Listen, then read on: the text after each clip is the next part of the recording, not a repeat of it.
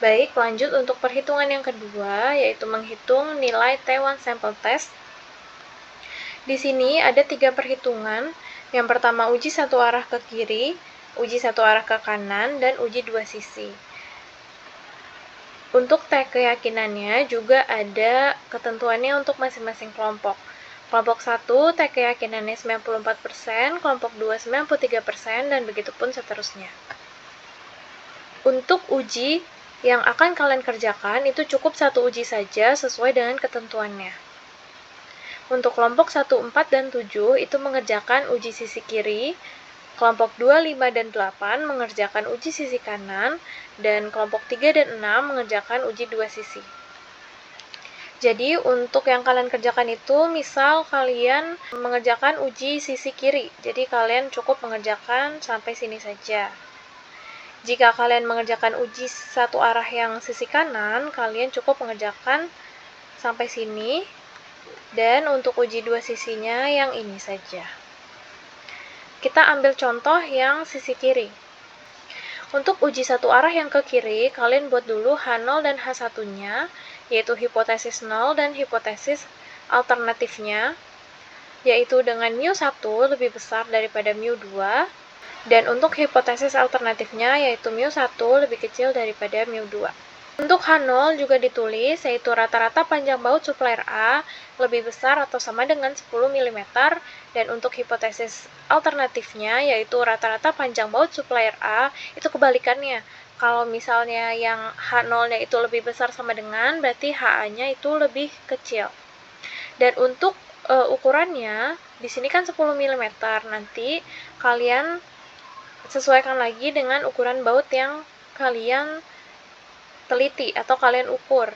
Misalnya, untuk kelompok 1, 2, 3, 5, dan 7 berarti menggunakan baut ukuran 8 mm dikali 50 mm.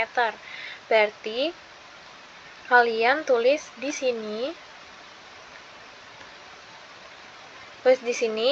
rata-rata panjang baut supplier A lebih besar atau sama dengan 50 mm. Kemudian untuk nilai alfanya, caranya yaitu sama dengan 100% dikurang dengan T keyakinan. Dan untuk T keyakinan ini menyesuaikan dengan ketentuan. Kemudian enter. Dan untuk nilai T tabel itu ada rumusnya, yaitu sama dengan T in dalam kurung nilai alfa dikali 2 titik koma nilai DF-nya. Enter. Dan untuk nilai DF itu didapatkan dari jumlah data yang kalian teliti dikurang 1. Enter. Kemudian masuk ke perhitungan T hitung secara manual untuk uji satu sampel sisi kiri. Untuk rumusnya yaitu T hitung X dikurang mu dibagi S akar N. Untuk nilai X itu adalah nilai mean yang sudah kalian cari. Dan untuk nilai mu adalah nilai rata-rata yang kalian buat hipotesisnya. Misal tadi kalau di sini 10 mm berarti mu-nya adalah 10. Kemudian S adalah nilai standar deviasi atau nilai simpangan yang sudah kalian cari juga. Dan untuk akar N adalah nilai akar dari jumlah data yang kalian cari. Jadi rumusnya seperti ini. N7 dikurang 10, N7 itu adalah mean, dikurang 10 dibagi dalam kurung nilai simpangannya, nilai SDV-nya dibagi akar dari atau SQRT dalam kurung datanya, ada 28. Enter. Begitupun untuk perhitungan uji arah kanan dan uji dua sisi. Kemudian lanjut untuk menggambar kurva. Di sini kalian menggambar kurvanya juga sama. Jika kalian mencari perhitungan uji sisi kiri, maka kalian membuat kurva di uji sisi kiri. Jika uji sisi kanan, maka buat kurva yang uji sisi kanan. Kemudian yang uji dua sisi, kalian buat kurva yang uji dua sisi.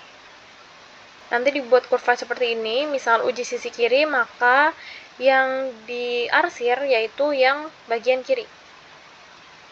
Dan untuk nilai ini, nilainya itu didapat dari hasil T hitung pada one sample t-test. Didapat dari sini. 0,56. Karena dia ada di kiri, maka dia otomatis jadi minus. minus 0,56. Seperti itu. Kemudian kita ambil contoh yang uji sisi kanan. Untuk kurva uji sisi kanan. Lalu dilihat dulu, HO ditolak jika T hitung lebih besar daripada T tabel. Nanti kalian untuk yang uji sisi kanan, kalian letakkan nilai T hitung pada one sample t-test di sini. Lalu kalian lihat untuk nilai T tabelnya. Di sini 1,61. Bisa dilihat bahwa nilai T hitung lebih kecil daripada nilai T tabel. Maka H0-nya tidak ditolak karena H0 akan ditolak jika T hitung lebih besar daripada T tabel. Karena nilai T hitungnya tidak lebih besar daripada nilai T tabel, maka H0-nya tidak ditolak. Nanti kalian buat juga kesimpulannya. Contohnya, jadi dugaan atau jadi hipotesis bahwa rata-rata panjang baut supplier A lebih kecil dari 10 mm itu benar adanya atau tidak benar adanya, seperti itu. Begitupun untuk yang uji dua sisi dan uji sisi kiri.